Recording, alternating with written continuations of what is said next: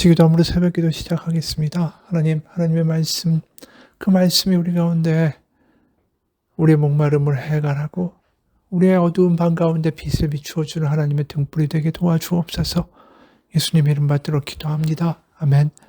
오늘 말씀은 창세기 36장 9절에서 43절까지의 말씀입니다. 창세기 36장 9절에서 43절까지의 말씀입니다. 세살에 있는 에돔 족속의 조상 에서의 족보는 이러하고 그 자손의 이름은 이러하니라. 에서의 아내 아다의 아들은 엘리바스요, 에서의 아내 바스맛의 아들은 루엘이며 엘리바스의 아들들은 대만과 오말과 스보와 가단과 그나스요. 에서의 아들 엘리바스의 첩 딥나는 아말렉을 엘리바스에게 낳았으니 이들은 에서의 아내 아다의 자손이며 루엘의 아들들은 나학과 세라와 삼마와 미사니 이들은 에서의 아내 바스맛의 자손이며 시몬의 손녀 아나의 딸 에서의 아내 오홀리바마의 아들들은 이러하니 그가 여우스와 알랑과 고라를 에서에게 낳았더라. 에서 자손 중 족장은 이러하니라. 에서의 장자 엘리바스의 자손으로는 대만 족장, 오말 족장, 스보 족장, 그나스 족장과 고라 족장, 가담 족장, 아말렉 족장이니 이들은 에돔 땅에 있는 엘리바스의 족장들이요 이들은 아다의 자손이며 에서의 아들 루엘의 자손으로는 나핫 족장, 세라 족장, 삼마 족장, 미사 족장이니 이들은 에돔 땅에 있는 루엘의 족장들이요 이들은 에서의 아내 바스맛의 자손이며 에서의 아내인 오홀리바마의 아들들은 여우스 족장, 알람 족장, 고라 족장이니 이들은 아나의 딸이요 에서의 아내인 오홀리바마로 말미암아 나온 족장들이라. 에서 곧 에돔의 자손으로서 족장된 자들이 이러하였더라. 그 땅의 주민 호리 족속 세일의 자손은 로단과 수발과 시므온과 아나와 디손과 에셀과 디산이니 이들은 에돔 땅에 있는 세일의 자손 중 호리 족속의 족장들이요 로단의 자녀는 호리와 헤만과 로단의 누이 딥나요 소발의 자녀는 알완과 마나핫과 에발과 스보와 오남이요 시므온의 자녀는 아야와 아남이요 이 아나는 그 아버지 시브온의 나귀를 칠 때 광야에서 온천을 발견하였고 아나의 자녀는 디손과 오홀리바마니 오홀리바마는 아나의 딸이며 디손의 자녀는 햄단과 에스반과 이드람과 그란이요 에셀의 자녀는 빌한과 사이왕과 아간이요 디산의 자녀는 우스와 아란이니 호리 족속의 족장들은 곧 로단 족장, 소발 족장, 시브온 족장, 아나 족장, 디손 족장, 에셀 족장, 디산 족장이라. 이들은 그들의 족속에 따라 세일 땅에 있는 호리 족속의 족장들이었더라. 이스라엘의 자손을 다스리는 왕이 있기 전에 에돔 땅을 다스리던 왕들은 이러하니라. 부올의 아들 벨라가 에돔의 왕이 되었으니 그 도성의 이름은 딘하바이며 벨라가 죽고 보스라 사람 세라의 아들 요밥이 그를 대신하여 왕이 되었고 요밥이 죽고 대만 족속의 땅에 후삼이 그를 대신하여 왕이 되었고 후삼이 죽고 부다의 아들 곧 모압 들에서 미디안 족속을 친 하닷이 그를 대신하여 왕이 되었으니 그 도성 이름은 아윗이며 하닷이 죽고 마스레가의 삼나가 그를 대신하여 왕이 되었고 삼나가 죽고 유브라데 강변 르호봇의 사울이 그를 대신하여 왕이 되었고 사울이 죽고 악볼의 아들 바알 하난이 그를 대신하여 왕이 되었고 악볼의 아들 바알 하난이 죽고 하달이 그를 대신하여 왕이 되었으니 그 도성 이름은 바우며 그 아내의 이름은 무헤다베리니 마드레스 딸이요 메사합의 손녀더라. 에서에게서 나온 족장들의 이름은 그 종족과 거처와 이름을 따라 나누며 이러하니 딥네 족장, 알마 족장, 여닷 족장, 올리바마 족장, 엘라 족장, 비논 족장, 그나스 족장, 대만 족장, 밉살 족장, 막디엘 족장, 이람 족장이라. 이들은 그 구역과 거처를 따른 에돔 족장들이며 에돔 족속의 조상은 에서더라. 아멘. 오늘은 참 많은 이름들이 나옵니다. 이 에서 바로 야곱의 형인 에서의 후손들, 바로 그들의 족보가 자세히 소개가 된다는 것이죠. 근데 여기서 우리가 한번 특이하게 생각할 점이 하나 있습니다. 사실 앞으로 에서의 후손들인 에돔은 야곱의 후손인 이스라엘 이 나라와 특히 남유다와 원수지간으로 지내게 될 겁니다. 그런데 후대에 기록되어 계속 읽어야만 하는 이 모세오경, 이스라엘의 가장 중요한 책이자 이 대대로 많은 사람들이 암송하면서 지켜야 하는 율법이 들어있는 책인 이 모세오경에 그것도 시작하는 창세기에 에돔의 족보가 이렇게 자세하게 나온다라는 게 의외 아닙니까? 사실 모압이나 암몬의 족보는 나와 있지가 않죠. 이 롯의 후손이니까 더 위로 올라가면, 아브라함보다 더 위로 올라가면 암몬과 모압도 같은 혈통인데 그들에 대한 족보는 자세히 나오지 않는데 반해서 이 에서의 후손인 에돔의 족보는 자세히 나옵니다. 이게 야곱의 후손들, 바로 이스라엘 족속들이 모세오경을 늘 읽으며 애독하고 암송하면서 이 에돔에 대한 족보를 잘 알고 있으란 이야기가 되는 거죠. 왜 그럴까요? 비록 에돔과 자신들이 사이가 멀어졌다 할지라도 후손들이 어떻게 보면 에돔과 원수지간이 됐다 할지라도 창세기를 읽으면서 기억하라는 거죠. 야곱과 에서는 한 뿌리에서 나온 형제라는 사실입니다. 에돔, 바로 이 나라를 특별히 더 대우하고 있는 거죠. 창세기에서는. 특히 둘이 형제이기 때문에 입맞춤을 하고 화해하고 야곱과 에서가 부둥켜 울었던 날을 기억하라는 것입니다. 왜냐하면 그 후손들은 그 자신들의 선조인 야곱과 에서와 달리 피 터지게 원수처럼 싸우고 죽이고 그렇게 할 것이 하나님 보시기에 보였기 때문이겠죠. 어떻게 보면 하나님에게 가장 가슴 아픈 일 중에 하나가 무엇이냐고 묻는다면 바로 에서의 후손인 에돔과 야곱의 후손인 이스라엘 민족이 서로 원수처럼 죽이고 상대를 죽이고 좋아하고 이런 끔찍한 장면이 하나님의 마음에는 가장 걸리시는 장면이 아니었을까요? 부모의 입장에서 형제가 서로 죽이고 괴롭히고 그러면서 좋아하고 있다면 그걸 보는 부모의 마음이 어떻겠습니까? 가장 끔찍한 거죠. 실제로 에돔이 이스라엘이 패망하고 나니까 얼마나 좋아합니까? 어제 본 대로 오바댜서 11절, 12절 보면 에돔이 이렇게 좋아하는 모습이 드러나죠. 네가 멀리 서서 구경만 하던 그날, 바로 에돔을 너라고 지칭하는 것입니다. 이방인이 야곱의 재물을 늑탈하며 외적들이 그의 문으로 들어와서 제비를 뽑아 예루살렘을 나누어 가질 때에도 너는 그들과 한패였다. 네 형제의 날, 그가 재앙을 받던 날에 너는 방관하지 않았어야 했다. 유다 자손이 몰락하던 그날, 너는 그들을 보면서 기뻐하지 않았어야 했다. 그가 고난받던 그날, 너는 입을 크게 벌리고 웃지 않았어야 했다. 이게 부모의 마음이죠. 자신의 형제가 강도를 당하고 모욕을 당하고 얻어맞고 죽어가고 있는데 그걸 보면서 좋다고 입이 찢어지라 웃고 있는 이 에돔의 모습이 하나님의 마음에 너무 달갑지가 않으신 거죠. 사실은 이 에돔 족보를 보면서 또 마음에 걸리는 것은 하나 더 있습니다.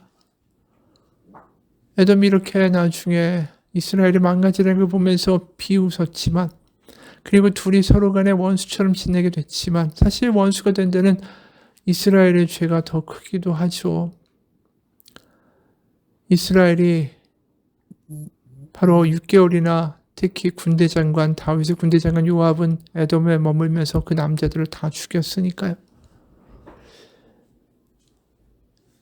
이스라엘이 잘못했든 에돔이 잘못했든 뭔가 화해를 했어야 되는데 둘 다 막장으로 가는 이 끝이 없는 원수로서의 싸움을 해야 되는 그러한 모습이 하나님 보시기에 너무 안타깝죠. 그리고 에돔은 특히 그 세일산으로 가서 여호와의 신앙은 다 버린 채로 거기에 살고 있던 그 호리 족속과 같이 혼인하면서 거기서 혼혈로 그리고 우상 숭배를 하는 민족으로 또 타락을 했다. 이거 자체도 에돔을 바라보신 하나님의 마음이 편치 않으신 거죠. 사실 에서는 이삭과 리브가 부모님과 함께 살 때도 가나안 여인을 아내로 취해서 그것 때문에 리브가와 이삭이 너무 심려했다라는 그 기록이 나와 있지 않습니까?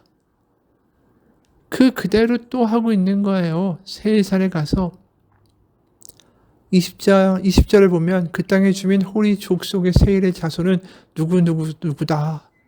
그리고 30절에 보면 이들은 그들의 족속에 따라 세일 땅에 있는 호리 족속의 족장들이었다. 이 호리 족속은 아브라함의 믿음의 혈통이 아닌 거죠. 어쨌든 간에 이렇게 에돔을 보면서도 비웃지 말았어야 한다. 네 형제가 죽어갈 때 그러면 안 된다. 그렇게 얘기하셨는데 신명기 23장 7절을 보면 또 이스라엘 민족에게도 똑같이 말씀하세요. 신명기 23장 7절. 너는 에돔 사람을 미워하지 말라. 그는 내 형제 이민이라. 그러니까 하나님이 보실 때 에돔이나 이스라엘이나 서로 미워하는 게 너무 가슴 아프시니까 양쪽에 다 이야기를 하고 계신 거예요.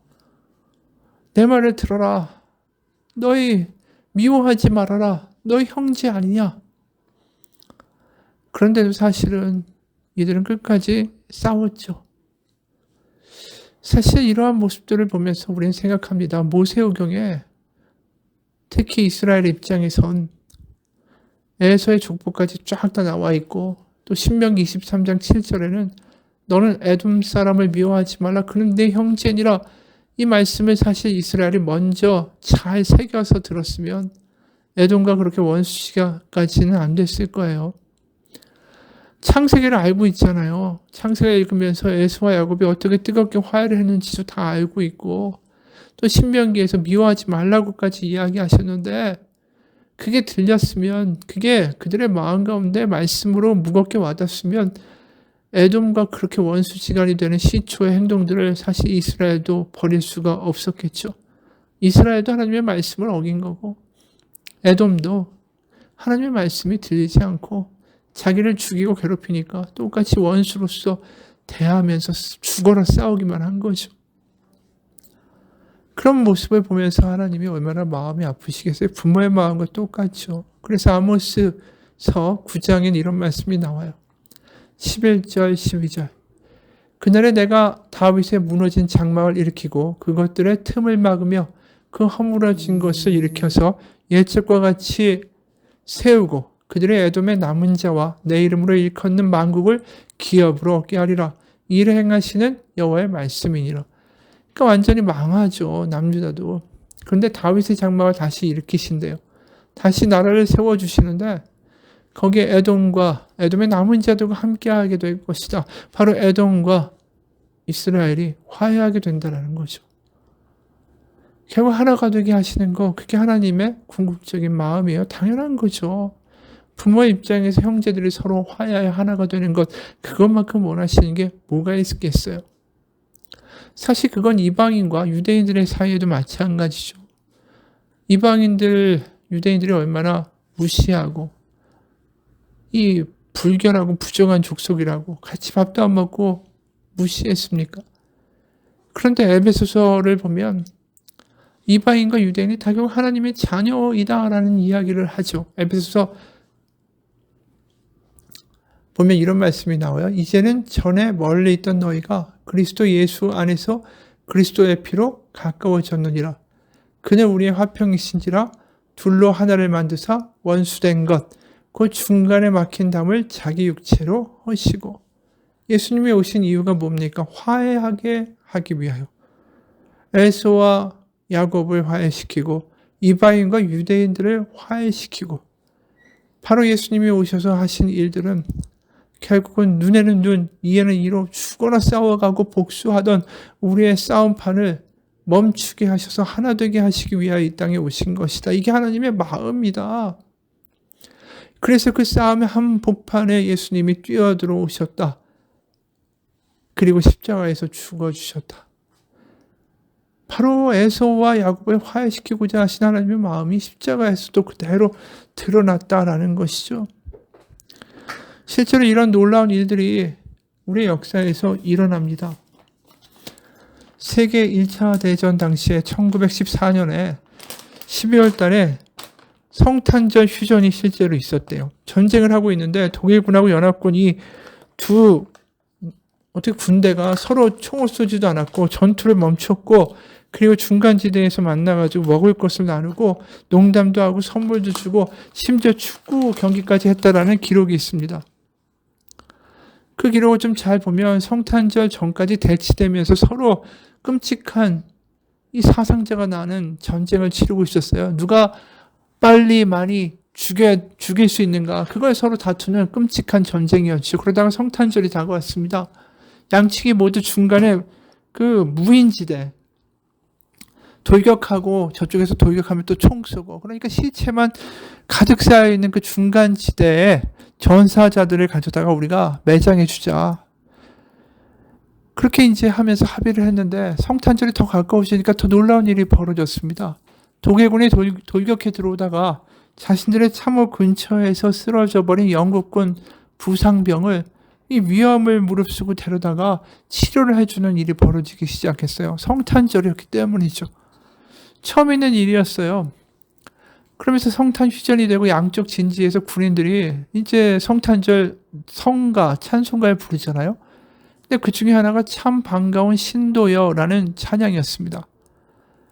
그런 찬양 소리가 들리니까 영국군이 들으면서 이게 적군이 아니라 성탄절이구나. 우리 다 성탄을 여기서 맞이하고 있구나.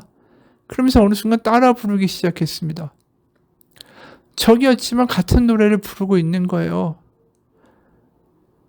이 영국군 중에 한 사람은 편지를 쓰기를 자기는 번개와 같은 충격을 받았다라는 거죠.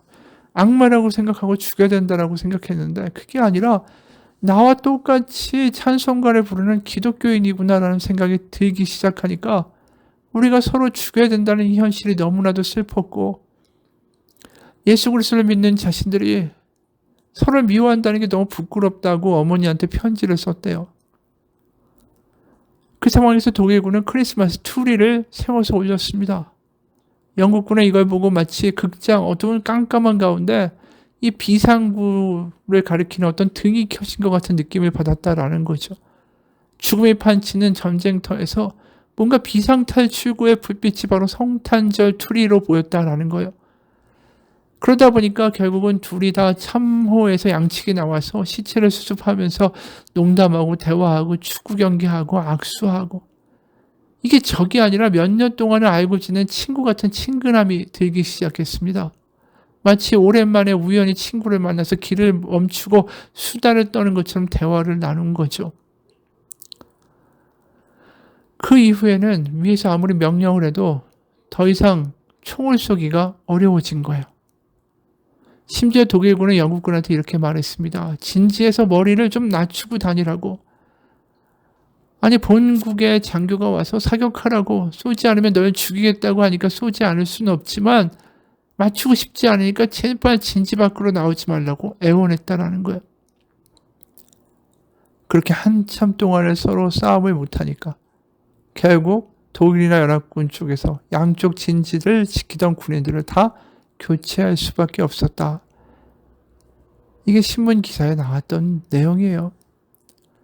성탄절날 바로 둘이 하나가 된 거죠. 눈에는 눈, 이에는 이로 서로 죽이겠다고 덤벼들던 독일군과 연합군, 야곱과 에서, 이방인과 유대인, 바로 십자가 예수 그리스도로 하나 된 사건이에요. 주님은 그렇게 하나 되기 위하여 이 땅에 오셨습니다. 우리도 우리가 가는 곳마다 하나됨의 역사가 있기를 축원합니다. 같이 기도하겠습니다. 우리 하나님을 믿는다고 말하지만 하나 되기 위하여 예수님이 이 땅에 오셨다는 사실은 잊고 삽니다. 돈이 있는 자나 없는 자나 병든 자나 건강한 자나 많이 배운 자나 못 배운 자나 미국 사람이나 한국 사람이나 사장이나 거지나 우리는 다 하나님의 자녀들일 뿐입니다. 그 사실을 깨닫고 서로 하나 되기 힘쓰며 주님이 우리를 바라보실 때 속상한 일이 없도록 그렇게 살아갈 수 있는 우리가 되게 하여 주옵소서. 예수님 이름 받들어 기도합니다. 아멘.